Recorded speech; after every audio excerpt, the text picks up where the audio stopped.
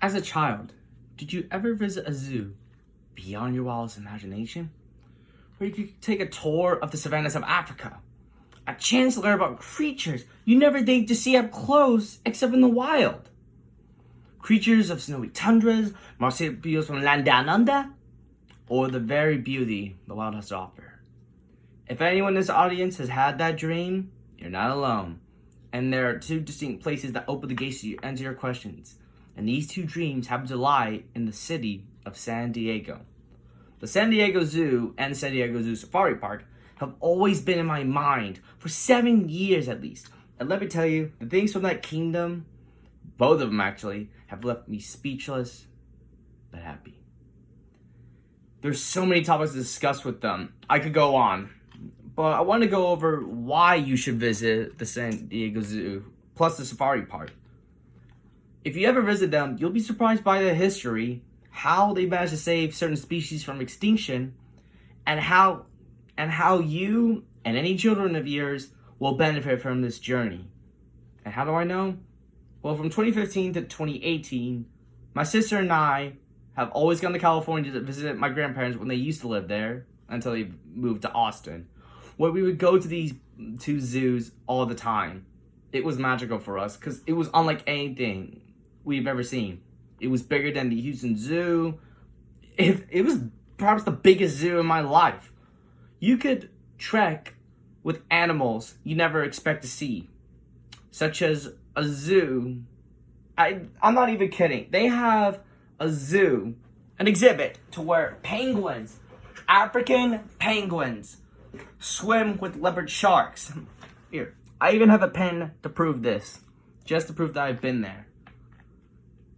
And I hope this encourages everyone after this to visit California and visit the zoos. And not just them, but check out all the beauty of nature it has to offer, along with its culture and lovely beaches it has that lead to the deep blue oceans.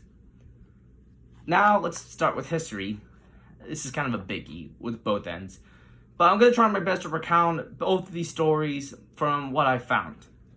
Around October 2nd, 1916, for what Wikipedia says at least, Dr. Harry M. Wedgeworth founded the Zoological Society of San Diego, basically the San Diego Zoo, formerly known as the Panama California Exposition. Here is where the zoo grew, for after it was abandoned a year, Wedgeworth revitalized it. The place had exotic animals abandoned after the exposition was shut down in 1915. But why did he decide to start a zoo there? Well, he heard a lion roar at the zoo, and it inspired him to start a journey that still continues today. From his own words, he said, "Wouldn't it be wonderful to have a zoo in San Diego? I believe I'll build one." That was why for the centennial in 2016, a colorful lion was made. The very animal that inspired Wedgeworth to build a zoo, as you can see right here, 1916 to 2016. But now we have that out of the way, let's discuss its counterpart, the Safari Park. Around 1964, the San Diego Zoological Society became interested in developing what would become the Safari Park, the Wild Animal Park. That was what it was known as before. Originally proposed as a breeding facility for large animals and ungulates, basically large hoofed animals, it began to lean on being a zoo exhibiting animals in natural environments rather than in cages. And after many delays, on May 10th, 1972, the Safari Park was open to the public. Hosting animals from the wilds of Africa and Asia, it's become the largest tourist attraction in San Diego. And just recently too, on May 10th, 2022, the zoo celebrated its 50-year-old journey and work. Those are the stories and histories of the zoos. But what species have they managed to save from extinction? Well, here are two that they've managed to save.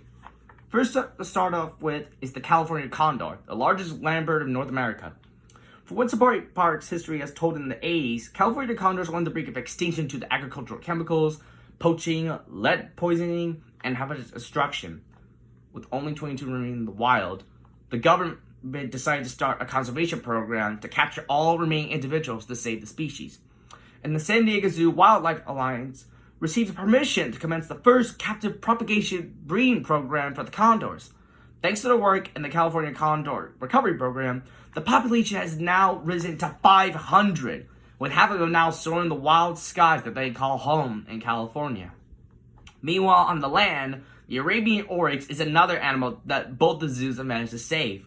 According to the safari park, originally found in the Arabian Peninsula and Sinai Desert of Egypt, the species became extinct in the wild due to overhunting. In 1972, the first oryx arrived for Operation Oryx, a breeding program that was intent to save the Arabian oryx.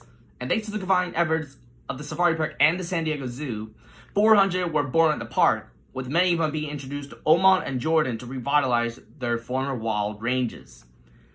And now imagine yourself being there, seeing all these wonders the zoos offer. You and your children alike will be amazed at what these zoos will show you if you ever visit. One of the iconic attractions of the safari park is its Africa trams, guided tour rides that take you around its African plains, the biggest landmark of the San Diego Zoo Safari Park.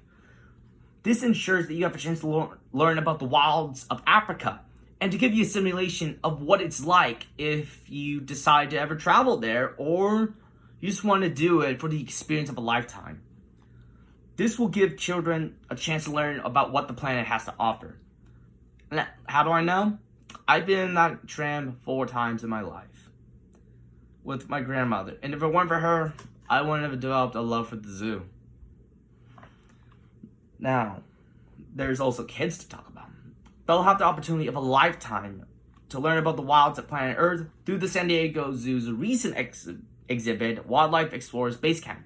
According to an article by KBPS,